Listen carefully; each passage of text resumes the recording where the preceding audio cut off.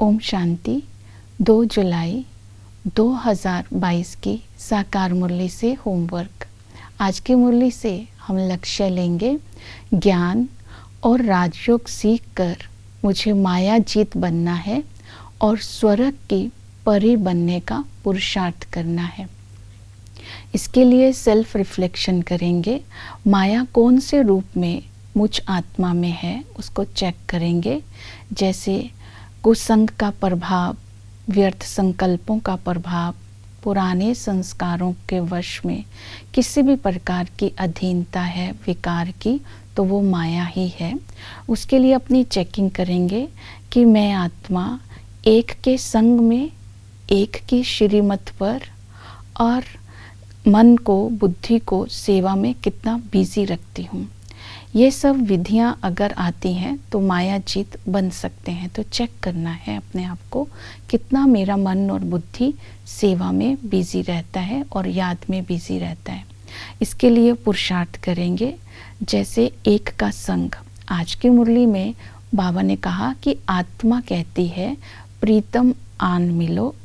एक प्रीतम की याद में रहना है, तो घड़ी घड़ी उसकी याद आएगी तो आत्मा माया जीत बनती जाएगी।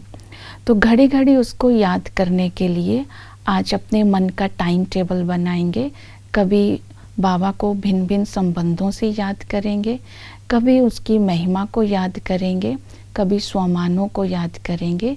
जैसे ही मन बाबा की याद में एक के संग के रंग में रहेगा तो मन प्राप्तियों से भरपूर रहेगा और माया जीत बनता जाएगा। और मन के संकल्पों को जीत लिया तो कर्मों को भी जीत लेंगे, तो हम माया जीत बनते ही विघ्न जीत और स्वर्ग के राजा महारानी बन सकते हैं। दूसरा बताया है, याद के लिए देह अभिमान को छोड़ते जाओ। देह अभिमान के लिए स्वधर्म में स्थित होने का अभ्यास करना है। हमारा स्वधर्म ही शांति है। जैसे ही हम अपने एक गुण को इमर्ज करते हैं तो सर्व गुण स्वतः ही आते जाएंगे, तो अवगुण निकलते जाएंगे। याद से ही विकर्म विनाश होते हैं, याद से ही अंतमति सुगति होती है, याद से ही आत्मा पवित्र बनती है और पवित्रता की अग्नि में पुराने संस्कार व कमजोरियां स्वतः ही भस्म हो जाते हैं।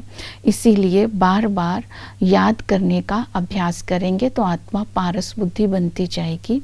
और दूसरा, मायाजीत बनने के लिए श्रीमत का ध्यान देना है। बाबा ने कहा श्रीमत पर चलने से तुम मायाजीत बनेंगे। आज की श्रीमत है, बाबा ने कहा बैग बैगेज ट्रांसफ़र कर दो।